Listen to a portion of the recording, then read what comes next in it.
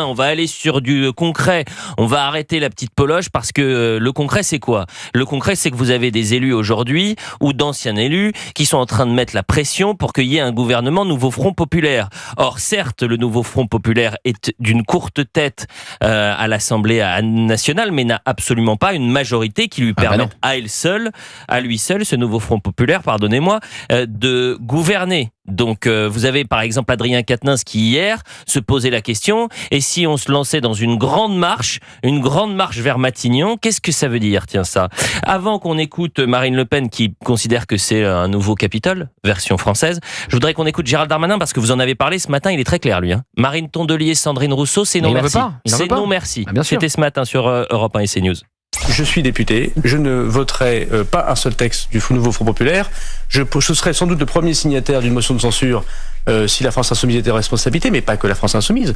Moi, je ne peux pas accepter que Madame Rousseau, par exemple, des Verts, puisse participer à un gouvernement, ou que Madame Tondelier, qui a invité Monsieur Médine aux universités d'été, qui a des discours extrêmement ambigus sur la laïcité, qui là aussi était du côté de ceux qui envoyaient des pavés sur la tronche, sur la tête, des gendarmes à Sainte-Soline, puissent avoir ma voix.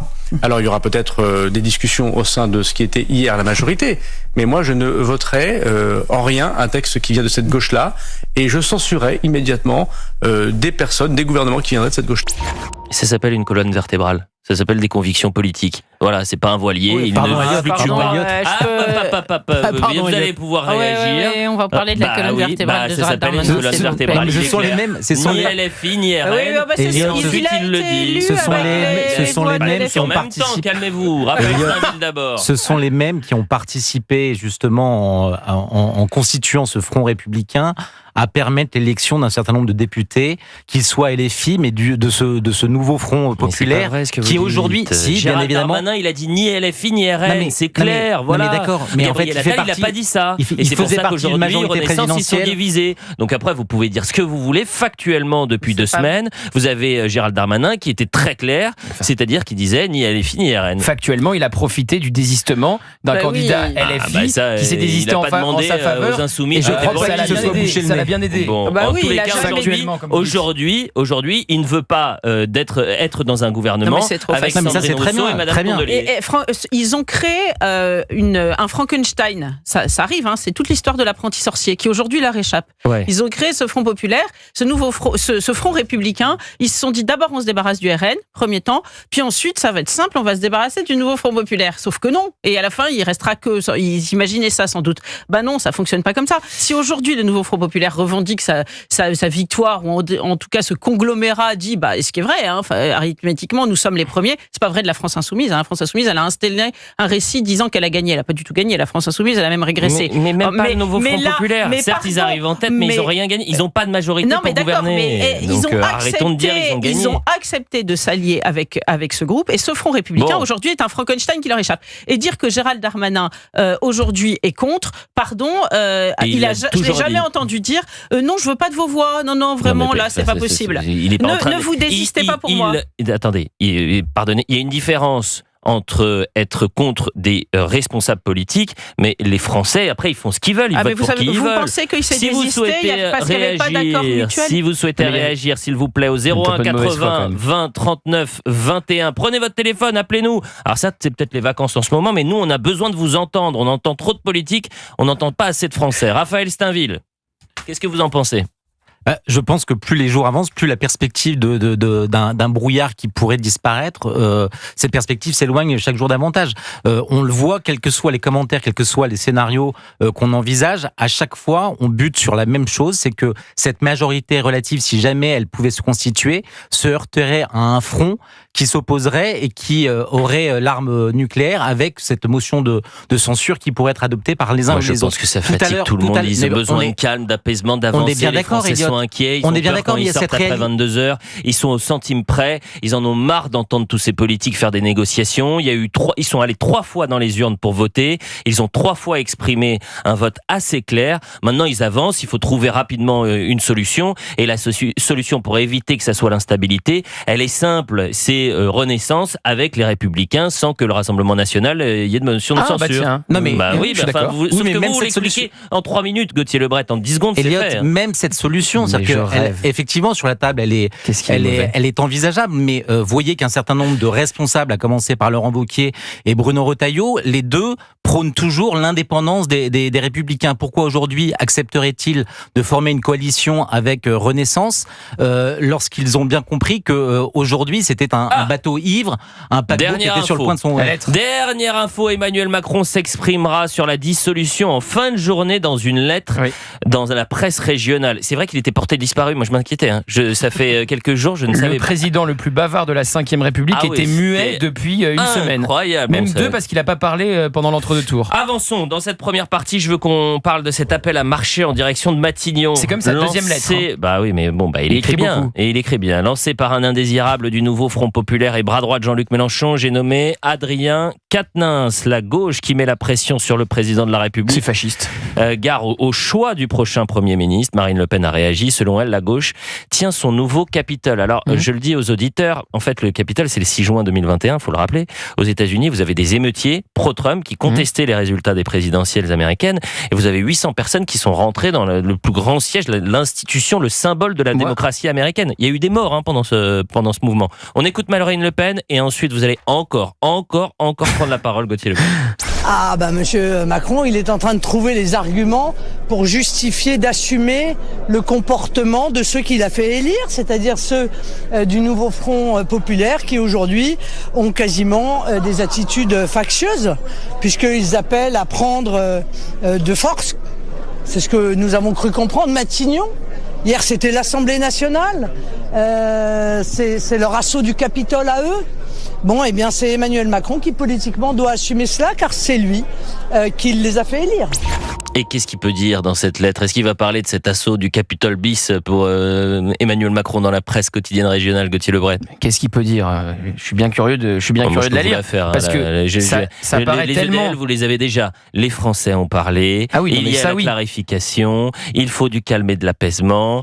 Je me suis mis volontairement en retrait parce que aujourd'hui la démocratie, c'est à l'Assemblée. Alors ça, je suis pas sûr sur cette dernière phrase qui disent les choses comme ça. On part de le pouvoir part de l'Élysée pour aller au Palais Bourbon, va traverser la Seine et tant pis pour moi. Sur ce petit temps. Je suis plutôt au lieu des phrases convenues que vous venez de rappeler et qui seront très certainement pour la plupart d'entre elles dans cette lettre. Moi, j'attends de voir ce qu'il propose comme solution. À qui il va ouvrir les bras ? Est-ce qu'il va faire un clin d'œil aux Républicains ou est-ce qu'il va faire un clin d'œil aux sociodémocrates ou aux deux en même temps ? Parce que là, pour le moment, c'est totalement insoluble ce qui se passe à l'Assemblée nationale. Donc j'ai hâte de voir la porte de sortie qu'il va tenter d'ouvrir. La pause. On revient dans un instant sur Europe 1. Prenez votre téléphone 01 80 20 39 21. Est-ce qu'on vous parle trop de politique ? Tiens, vous êtes sur 300 volts aujourd'hui. Je sais pas, parce qu'il y a un générateur sous vous, là, branché sous votre orteil. Écoutez, si vous n'êtes pas content, vous allez faire vous allez faire un stage de méditation, vous allez faire un cours de yoga. Ici, on se parle, on avance, on accélère. Ouais. Si vous avez enlevé le casque, faites une petite sieste. Dans mes oreilles, faites une petite sieste, allez vous reposer. Qu'est-ce que vous voulez que je vous dise ? Nous, on est en pleine forme. 01 80 20 39 21 sur Europe 1 et on vous attend. On écoutera Louis Boyard. Alors lui, il est très content, du moins s'il y a une marche, il y va avec Loïc Signor ou pas ?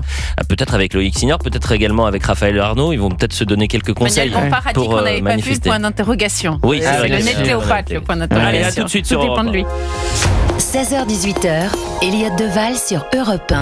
Un peu plus de 16h15 sur Europe 1, vous êtes en direct et si vous souhaitez réagir à l'actualité politique brûlante, n'hésitez pas à prendre votre téléphone 01 80 20 39 21. On est toujours avec Gauthier Lebret, Gabriel Cluzel, Raphaël Steinville et Baptiste Morin, chef du service économique d'Europe 1. Avec vous, Baptiste, dans un instant, on va revenir sur les grandes mesures que souhaiterait appliquer le nouveau Front Populaire et ça fait peur notamment aux agences de notation. Et aux Et aux entreprises. Mais donc c'est la grande panique. Oui. Donc on va voir les grandes lignes dans quelques instants, mais je voudrais quand même qu'on revienne sur cette question que s'est posée Adrien Quatennens hier. Alors je ne sais même pas pourquoi il prend la parole, Adrien Quatennens, puisqu'il n'était même pas élu. Il s'est retiré de cette campagne des législatives. Je rappelle aux auditeurs qu'Adrien Quatennens, il a été condamné pour avoir frappé sa femme. Absolument. Voilà ce qu'il dit. Alerte, Macron veut nous voler la victoire et manœuvre pour faire barrage à l'application du programme du nouveau Front populaire. Le seul souverain que la République connaisse, le peuple doit le faire céder. Pourquoi pas une grande marche populaire en direction de Matignon? Il en pense quoi, Louis Boyard, tiens, son bras droit? Une marche populaire vers Matignon, vous irez. Mais évidemment, à partir du moment, si jamais on a un président de la République qui veut continuer de mener sa politique comme s'il n'y avait pas d'élection. Mais est-ce que c'est pas un peu dangereux? Vous voyez, là, je vais vous le dire très franchement, j'ai peur pour mon pays. J'ai peur pour mon pays parce qu'on a un président de la République qui perd une élection et qui cherche à continuer une coalition comme si le peuple français n'avait pas à donner son avis. Et j'ai peur pour mon pays parce qu'à partir du moment où on parle de faire une marche pour demander au président de la République de respecter la démocratie, on est en train de me dire mais attendez, est-ce que cette marche-là, elle serait pas dangereuse? Est-ce qu'elle créerait pas le chaos? Le chaos, c'est ceux qui respectent pas la démocratie. Et on est en France, on a le droit de manifester dans ce pays. Enfin, on a le droit d'appeler à des manifestations.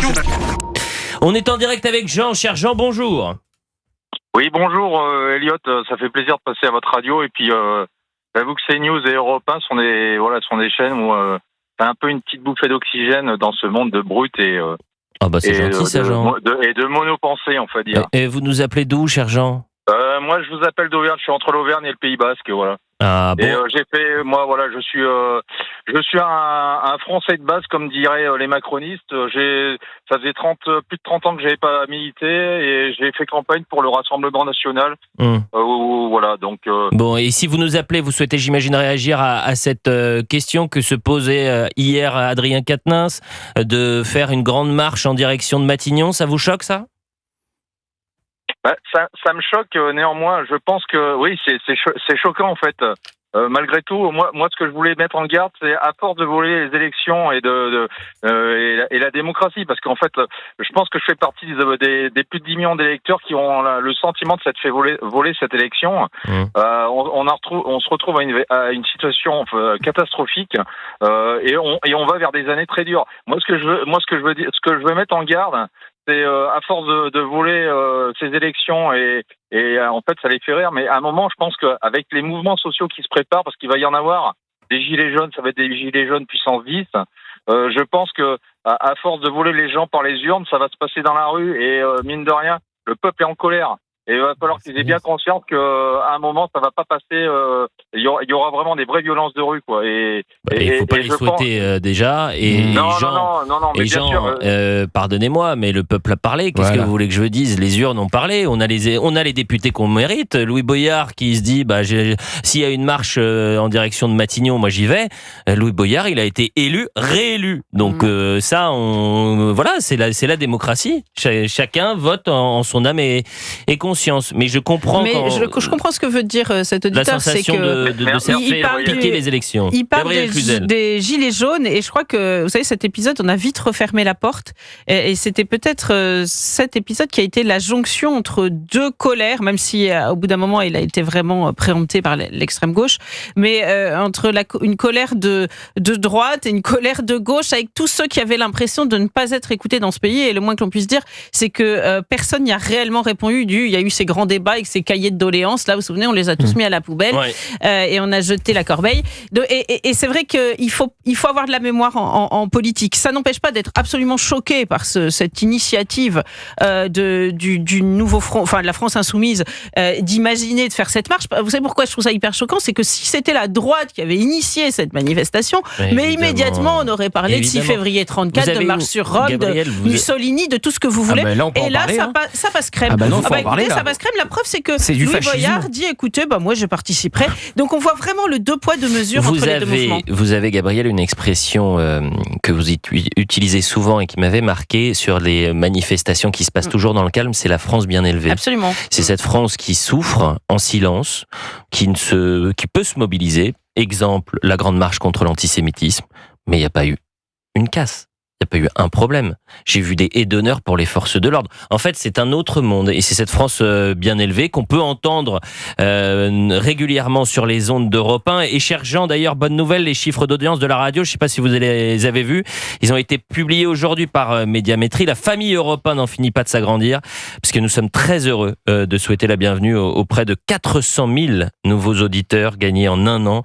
La plus forte progression d'audience des radios. Au total, vous êtes désormais 2 359 000 à écouter Europe 1 tous les jours. Alors un grand merci à toutes et à tous pour votre fidélité et votre confiance. Ça, c'est beau. Et puis depuis une dizaine de jours, on est très content d'être là. S'amuse. Bon, ça me pose un problème d'être avec Gauthier Lebret. Je sais, mais vous n'avez pas eu le choix. Voilà, je suis obligé. Ouais. Je suis contraint et forcé. Voilà. C'est Donat Vidal-Rosen. Il m'a dit il y a un homme. Bon, c'est une sorte de disons-le, de boulet, mais quand même, il a des infos. Il faut le faire venir. Qu'est-ce qu'il faut que je m'inflige quand même? Ah mon Dieu. Jean, un grand merci. Quand en vacances? Elliot, si je peux me permettre, oui, pour allez-y, rebondir cher sur Jean. les derniers propos sur la France bien élevée, je pense qu'il y avait un très bon article dans Le Point d'ailleurs sur la France. En fait, c'est le rat des villes et le rat des champs. En fait, c'est cette opposition entre la France des campagnes et la France des villes, parce qu'en fait, faut être honnête, dans beaucoup de circonscriptions, c'est les villes qui ont fait basculer les élections. Moi, je vois dans ma circonscription sur l'Auvergne, c'est Vichy-Moulins qui ont fait basculer. Alors que dans les campagnes, mais on votait massivement. Mais vous avez entièrement raison. Les gens des campagnes comprennent pas ce qui se passe. Bien et cette sûr. France un peu gentille, bien élevée, il y a un moment, ça va pas bien se passer. Écoutez, espérons que ça n'arrive pas déjà et qu'il y ait un large consensus. Mais ce qui est vrai, c'est ce décalage qu'il y a entre les villes et les campagnes. C'est-à-dire que Paris, qui est une ville quasi hégémonique du côté de la France insoumise et du nouveau front, une citadelle imprenable. Incroyable de voir Paris par rapport aux autres plus villes du en nouveau région. Front populaire que d'ailleurs que de la France insoumise, parce qu'il y a des députés écolos, PS à Paris. Enfin, ça va au-delà de la France insoumise. C'est un melting pot qui c'est un entre-soi qui est quand même assez particulier. Bien sûr, mais c'est Nouveau Front populaire plus que France insoumise. Dans mon arrondissement historique, j'ai voté qu'au premier tour. Il a été élu dès le premier tour.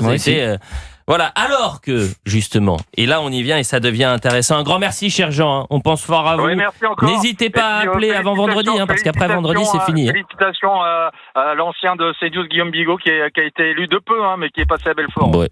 Écoutez, ces mots n'engagent que vous, bien sûr.